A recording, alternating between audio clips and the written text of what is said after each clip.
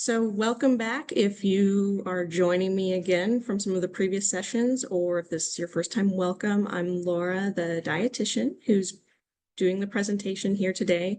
And this one is on the topic of hair loss. So I figured I've heard feedback from people who have experienced this. It can be a bit alarming, and I wanted to make sure that we could touch on some of the topics. So locks and loss, or strands of health, protecting your hair during weight loss.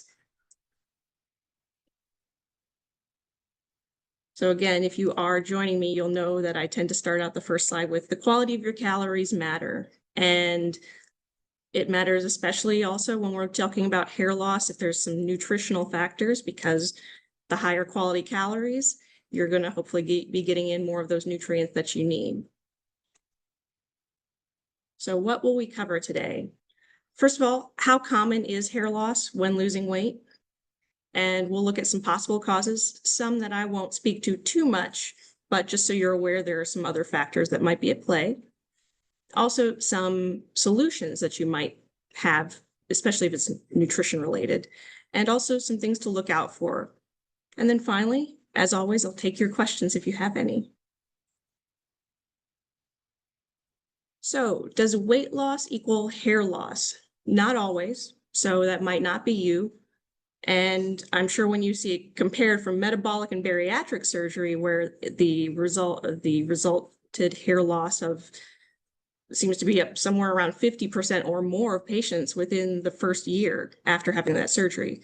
So when you see the weight loss medication comparison of 3 to 6% of patients where they reported hair loss according to clinical trials.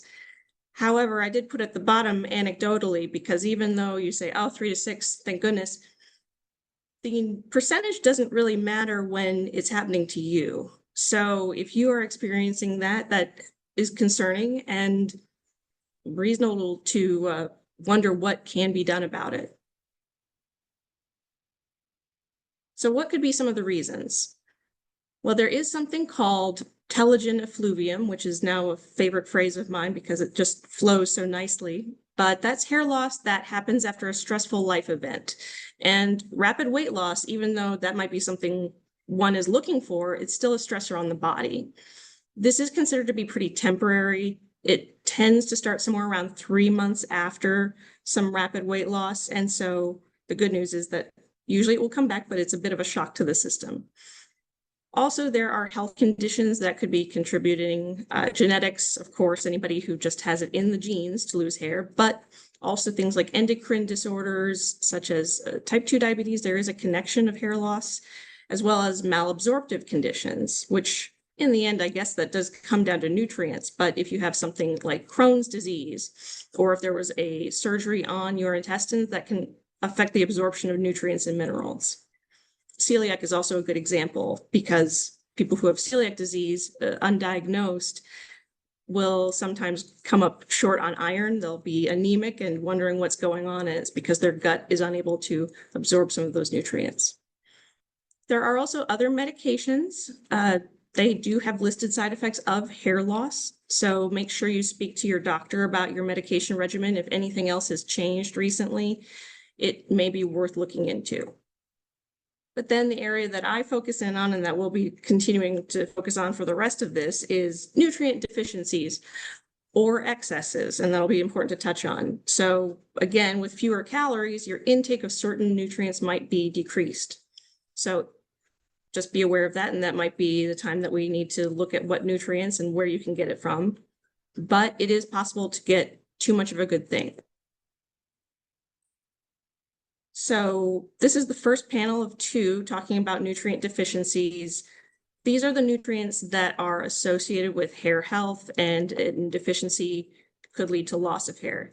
It doesn't mean that they are all, if you have one, it doesn't mean you have all of the deficiencies. So perhaps your hair loss is affected by iron. And so I do list on the side for each one of these where you can find these types of nutrients in food. And so most of them you'll see animal proteins.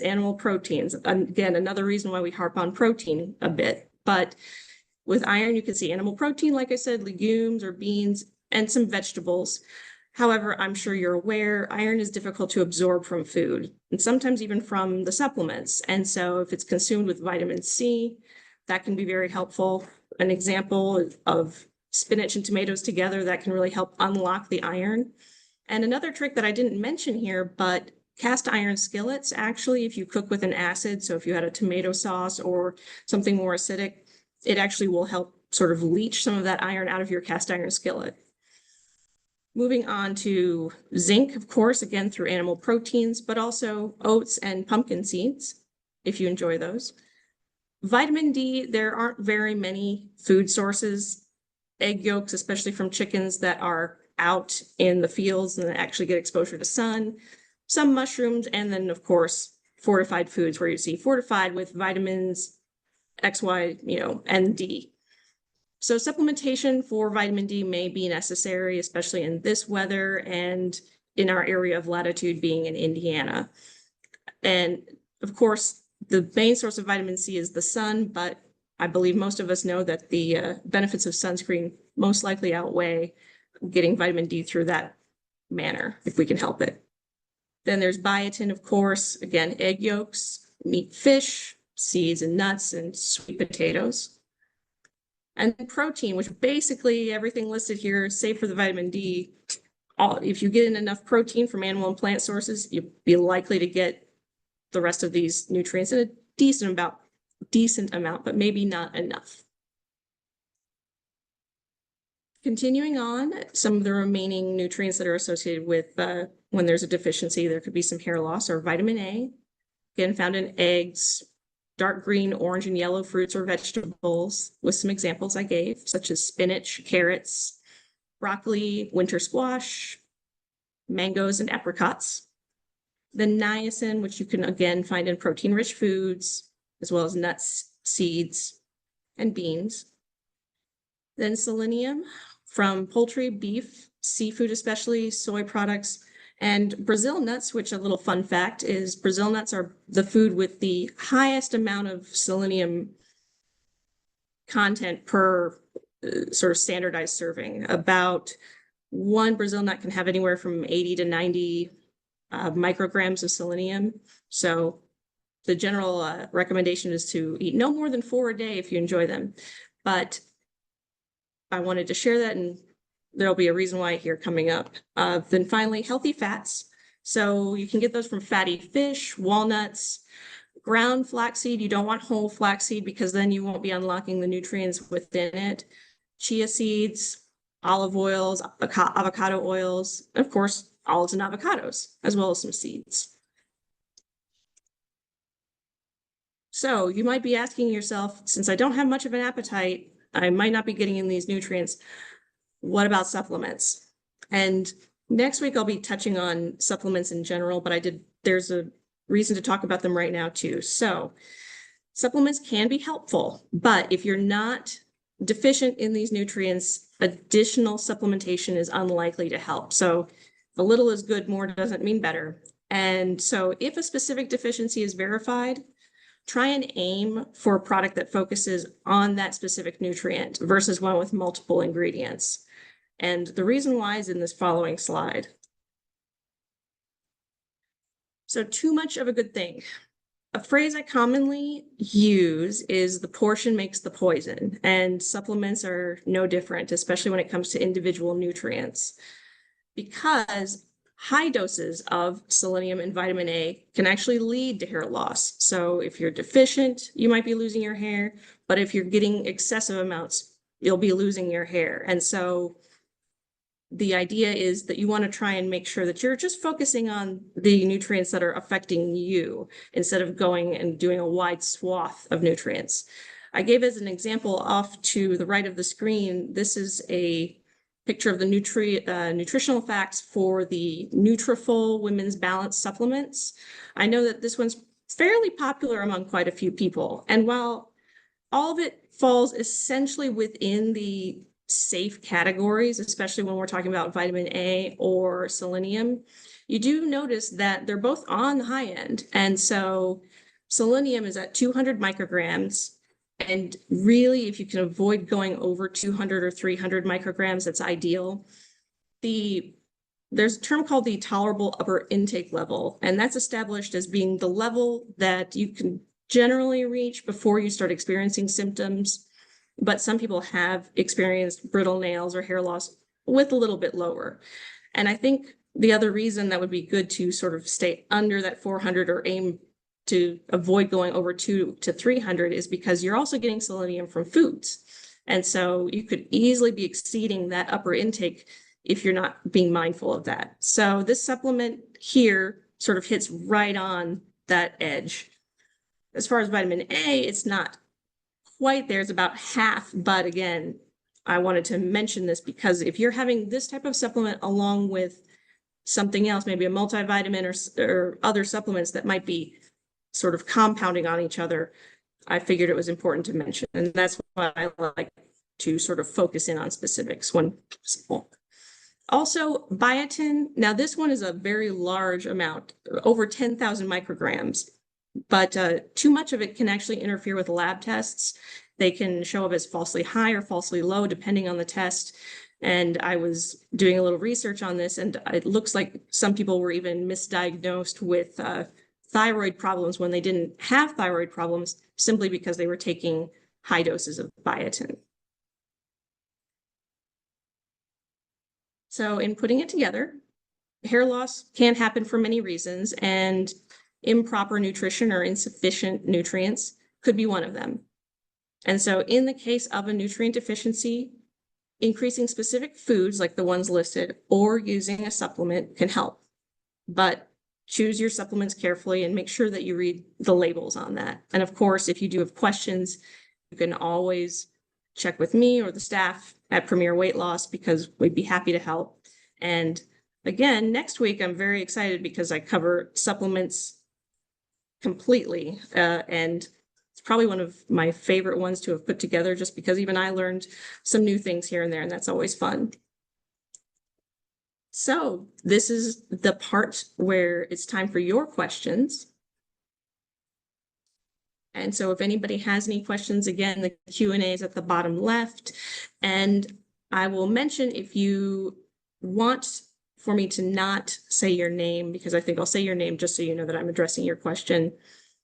If you want it not to be said, please make sure that you can select anonymous. But otherwise, I will be happy to read out your name. Does anyone have any questions at this point in time?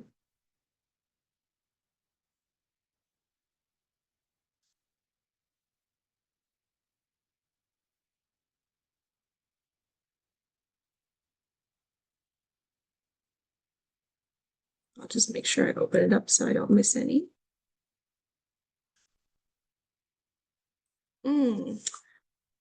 Once you change your diet or add supplements, how long does it take for hair loss to improve generally? That is a good question. So, and I will double check my answer because I wouldn't want to steer you wrong. But essentially, because the loss can happen sort of rapidly and quickly, say you start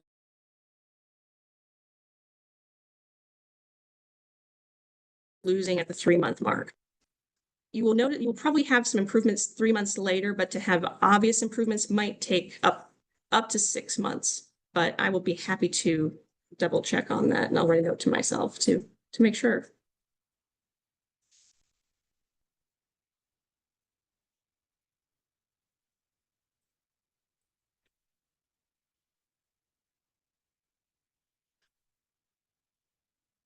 There, had to write that note to myself. But thank you for the question, because I think that matters. You want to make sure you can see change. If you've made a change, it's nice to see the results.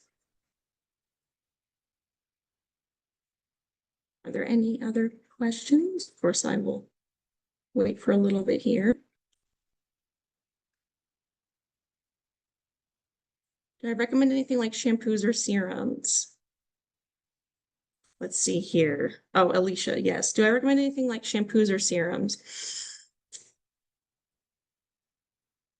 Offhand, just because I'm not in the hairstyling business, I don't have one offhand, but that is, again, something I will look into. I had a feeling that this question would come up, and so I want to make sure I can get that answered for you. So give me a couple of days to try and get back, but I don't want to steer you wrong on anything like that. Oh, and you're welcome, Alicia.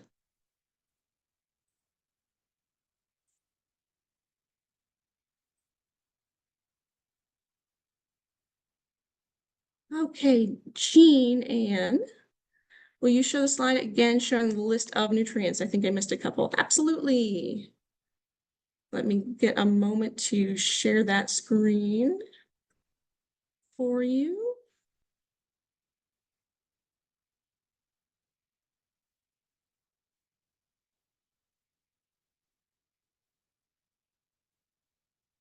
And I'll keep answering questions.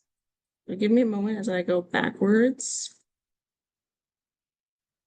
So this is the list of nutrients. This is the first list. There's 2 pages. So I will sit on this one while I answer a few questions, and then I'll move to the next one. Do you need a specific blood test to measure what your levels are? Debbie asks.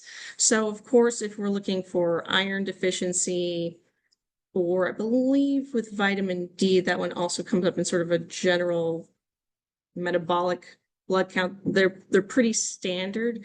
In terms of things like biotin or zinc, the zinc one I know can show up in lab tests. I know the selenium one can show up in lab tests. I would have to check for biotin, but I wouldn't be surprised. We can pretty much get those done, but if there's a specific name, I would more or less ask, and I'm sure one of the doctors or providers can answer this as well in terms of asking for the specific blood test. It can come out in generally some of like the general lab draws, but then to ask for a more specific one, you should be able to get some results on these. If there's a specific name, I will look into that. But if not, then it would probably be by individual nutrient.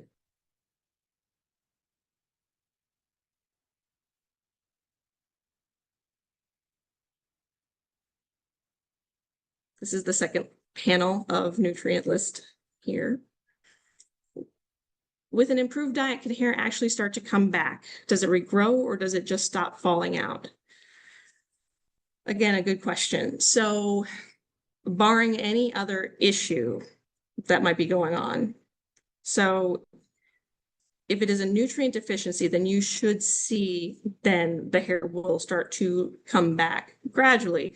Hair grows in, I believe, 3 different phases. So there's a growth, there's a rest, and then there's sort of the death phase, and or remembering all these now.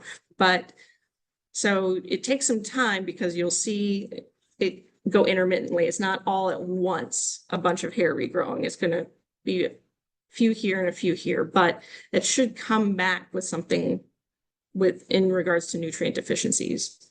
Or the telogen effluvium, like I mentioned earlier, that one is considered to be temporary as well. There are some conditions that I'm not versed to speak to that it may be a more permanent situation, but when it comes to nutrients, we should be able to get back on track.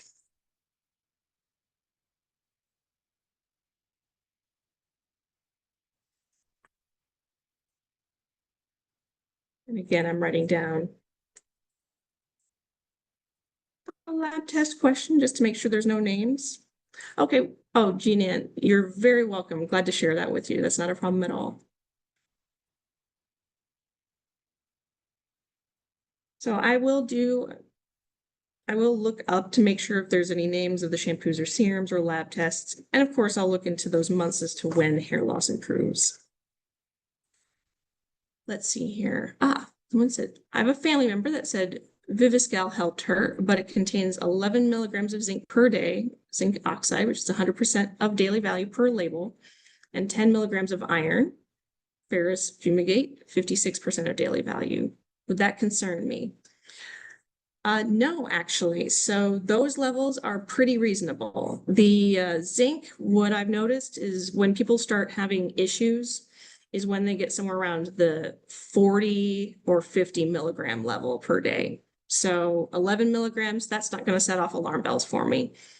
And for 10 milligrams of iron, definitely not. It's tens, iron is notorious for being difficult to absorb, especially when there's other vitamins or minerals in an individual supplement. They all, many of them will compete with each other for absorption.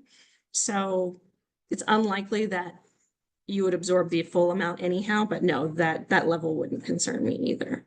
It is possible to get too much iron, but you have to work for it a little bit.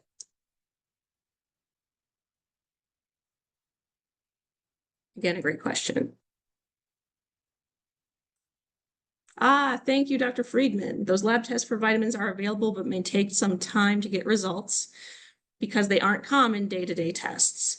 We can discuss individually during follow-up visits. That is from Dr. Friedman, one of the providers. I'm sure some of you know him at Premier, and so he was able to get that answer out about the lab tests. And yes, that's right. Those aren't necessarily common. So thank you very much for addressing that question.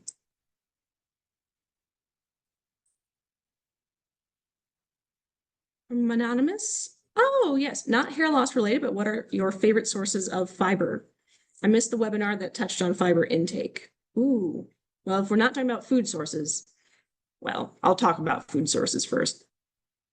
Of course, most non-starchy vegetables are going to be high in fiber, and there is a list. I will make sure to get it to the office so that perhaps it can be shared with you. I can download it as a PDF, but it is a list of some very good sources, food sources of fiber in terms of grains and vegetables, and then some fruits. Pears, by the way, have one of the highest fiber levels. So I do enjoy pears. I enjoy, let me see here. If you're doing bran, then bran is very powerful too.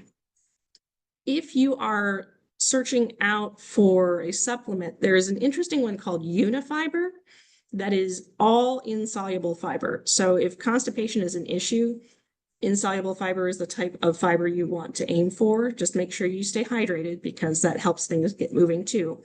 But insoluble fiber will help get things moving. So Unifiber is sort of UNI, like university, and then fiber. That one seems to be pretty nice to have because it is just one version of fiber, and that's hard to come by. Also, it doesn't form a gel, so you don't have to worry about it sitting around too long and turning into a gelatinous, unappetizing goo.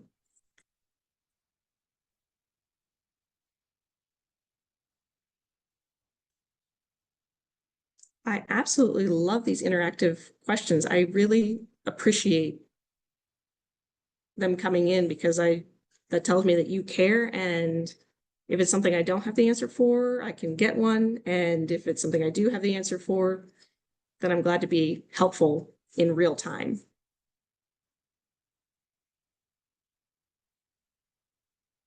Let's see here. Again, I will stop sharing for right now, but happy to reopen it if anybody needs me to.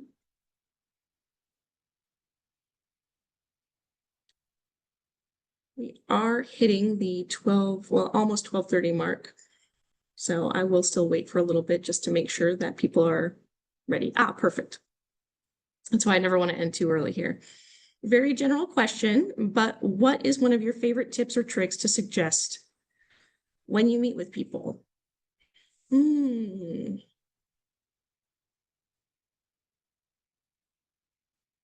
That's a thinker there.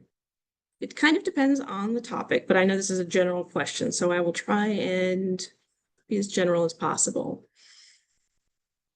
I think that, well, of course, I have my little catchphrases, I suppose, is the portion makes the poison, because a lot of times when it comes to people choosing unhealthy foods, we can still work with that, but doing less of it.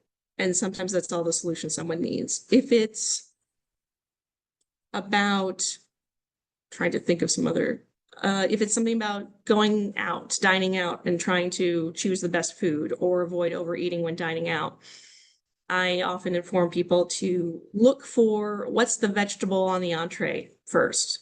Is it non-starchy or is it a bunch of mashed potatoes or pommes frites? So if you can find the non-starchy vegetable and then make sure that the protein next is not covered in a cream sauce or something like that, then you know you're going to be picking a better choice, right? So that would be probably the second most common thing I suggest to a lot of people. And more tips or tricks.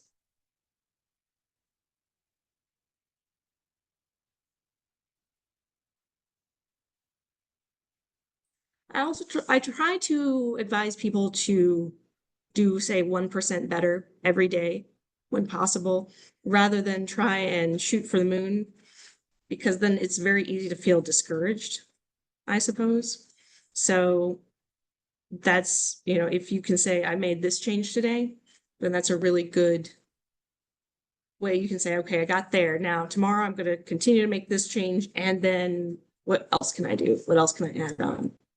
And I forgot something about the dining out, but also if you can ask them to box up half of it ahead of time, that can be very helpful.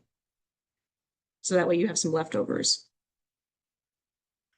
Oh, yes. Jean Ann, there's a great list of high fiber food options in the paperwork. Yes, page 11. I think I even referenced that on my presentation. So thank you for the reminder there. That's great. So that is a great list to have readily available.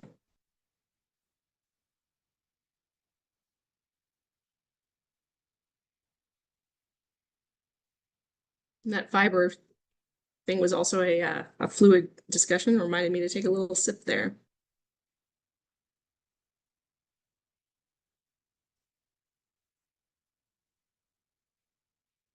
Thank you. I think that, again, that interaction is wonderful. I don't know if you were there for the protein fatigue presentation, but I really enjoyed that a bunch of people were very interactive in terms of what their favorite protein supplement was or what they've tried somewhere else that I may not have known about. And so I think that's wonderful to have that interaction. So thank you for sharing.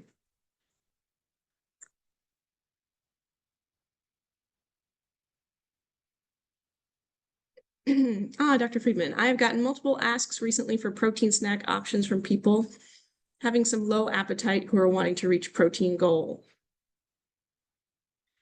That is a very common occurrence. And so I am definitely putting together that list. I know Lenny and Larry's was a really big hit because they also have the protein pretzels. And I talked about that today with someone. And let's see here. I know Quest, of course, makes some chips. So when people aren't necessarily looking for sweet, they are maybe wanting something salty. But I'm also going to make sure to put together some more protein snack ideas for some real foods if we're looking for real foods. I'm a big fan of having ready to grab items like small bag of nuts or seeds because there's some good protein source right there and it's portable. Nobody's going to really be able to bring around a snack of filet mignon or something like that. So having those portable snacks are very helpful.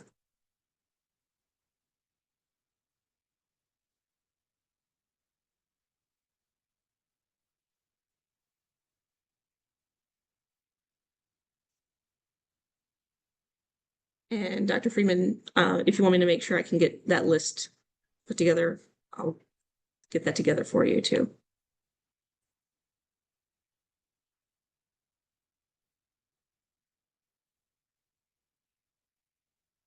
And I know we're at the half-hour mark, but I want to make sure I stay available for anybody who has more questions for just a little bit.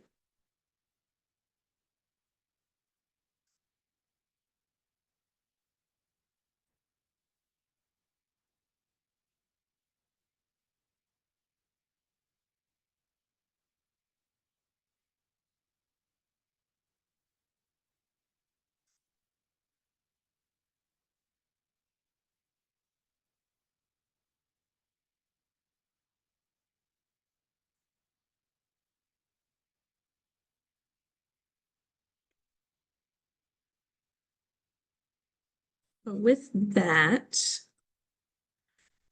of course, if you have any questions that weren't answered or you think of one afterwards, feel free to reach out to the Premier weight loss staff. They'll make sure that it gets to me. And of course, I'll be happy to answer that also offline, because not everybody wants to speak in a public forum, which is completely understandable. And but with that, I know that we are at the half-hour mark, and if you have a lunch break or if you need to be somewhere else, I don't want to take up anyone's time. But as always, this was a wonderful time. I'm so glad that you joined, and I really look forward to hopefully seeing you again in the next week's webinar. And I hope everybody has a lovely day.